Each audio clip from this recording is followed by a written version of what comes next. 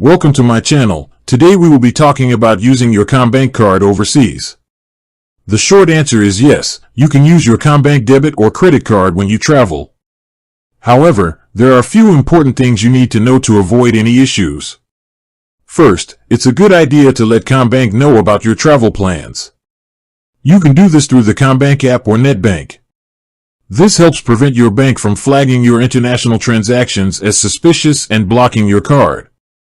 Second, be aware of the fees. For most CommBank debit and credit cards, you'll be charged an international transaction fee on purchases made overseas. This fee is typically a percentage of the transaction value. There are also fees for withdrawing cash from overseas ATMs. Some CommBank cards, like the Ultimate Awards or Smart Awards credit cards, may not have an international transaction fee. Finally, while your CommBank card works in many places, it's always a good idea to have a backup plan. Consider carrying a mix of foreign cash and another payment method, just in case.